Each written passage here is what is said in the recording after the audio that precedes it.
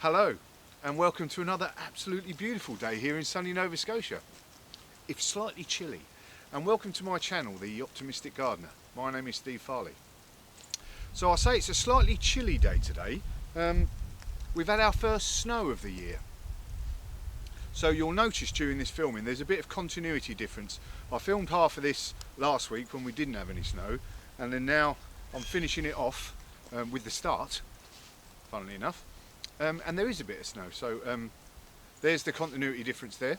But I'm in my orchard, as I grandly call it, and I've been largely absent from filming in the orchard since early sort of springtime, when I was building, as you'll see, this what I call the secret garden here, that's not so secret at the moment, and the paths, etc. But during the summer it's literally been too hot to do the sort of heavy digging that I need to do to sort of get things going, put the paths in, build a pond like I'm doing, etc. And you know, with that heat and then the black fly and then the mosquitoes, etc., I just couldn't face it. But now the autumn, and we're coming into winter just before it freezes up too much, I've had a chance to sort of move things on, do some landscaping on the paths and start digging out the pond, etc. So I thought I'd give you an update to see where I am and show you how the actual secret garden bit has come on, and the planting and what I've done. So let's have a look, shall we? So what I call the orchard at the moment is in fact 5 3-year-old apple trees. So 1, 2, 3, 4, 5 apple trees, and what I call the secret garden, which is this area here with a covered seat, and some other planting areas, and what will be a pond at the back, which I'll show you in a moment. So there's going to be more apple trees, step over apple trees, which I'll explain in a moment, and espalier apple trees at the back there, again, which I'll explain, and then various planting all around. So let's have a look, shall we? So since I last started filming, I've started putting more paths in, or started the process of the path. So all of these rocks are dug up from either here or where I put my swimming pool in last year. So all the rocks are in this lovely rocky ground. So one of the main things I've done so far over the last few weeks is put in this steps here on this path and this sort of verge here, which I am very, very pleased with. If we look closely, these are nice round beach stones which I've cemented in. There was a bit of a hill that comes down here, so I thought I'd make a nice little step here and what ended up being a smaller step here. And again, we've got the rocks either side.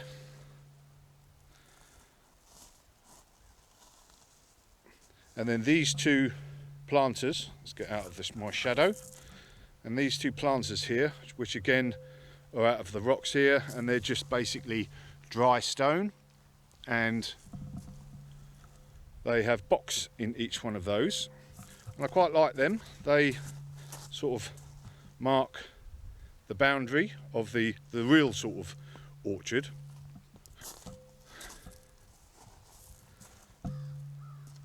So yes, I'm really pleased with these stones, and I'm going to pick up this theme all the way around this part of the in the orchard in different places with these rocks. So moving around here, this is one of the beds that I have actually worked on. So I've dug this over early on in the year, and any of you guys that saw a video that I put out last week, I've planted it up with lots of daffodils, and I just threw them out randomly and planted them where they lay, because I want this area to be a more natural area, and I'm going to put lots of annual sort of wildflowers hopefully next spring to get the bees coming in to hopefully pollinate the apples And moving across on this side, hopefully you can see this quite well.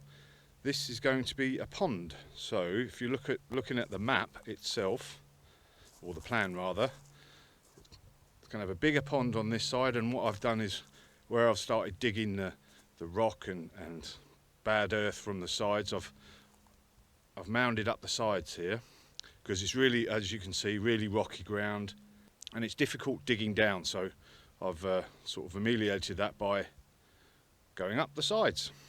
And what's going to happen is you're going to have a top pond here, and then I'm going to have a little sort of stream coming round here and then flowing into this bottom pond, and this is going to be a wildlife pond.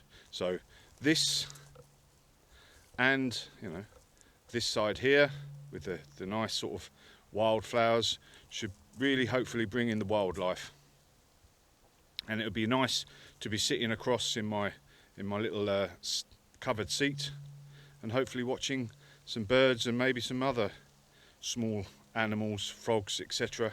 coming into the pond, and that would be lovely. So that is the pond area there, and obviously I've got that big rock in the middle, can't really move that, not on my own anyway. So going back to these rocks here, I'm going to try and repeat the pattern of these rocks all around this area. So I've got, even though there's no step, it's like a crossing over into another area, and I'm going to put the same here, and then I'm also going to put the same at the end there at the entrance, and probably here as well. So I've started to dig out the path along here, just got some more tidying up to do over the next month or so before it gets too frozen. And at the end here, as you saw on the plan, is going to be another bench, and I've just started to dig out this area there to make it nice and flat for the bench. And coming up round here, this is where I'm going to have the Spelia apples on the side here, and then lining both sides of this path I'm going to have step over apples, which are literally exactly what they sound like. They're low growing apples, and as you can see on the pictures there, they're that low growing you can actually step over them, but they're really good for well, I think they look good, and also if you haven't got much space, to grow a great big tree, then growing these low growing step over apples are an excellent idea. That's the plan anyway.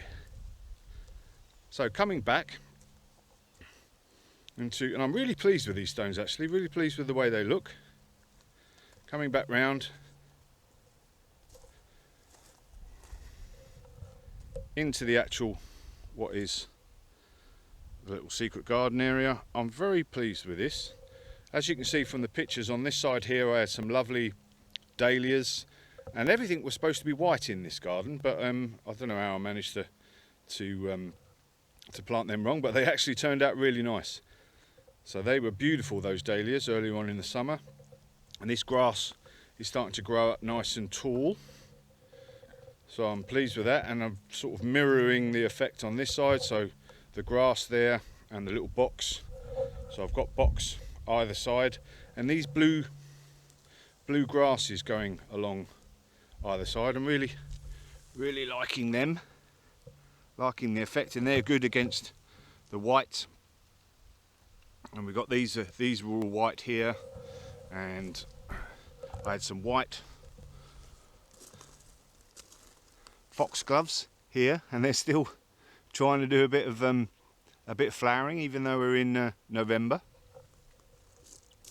These were supposed to be Shasta, white Shasta daisies. Don't know what happened there, but they had still a nice colour in September and October, so they were good anyway.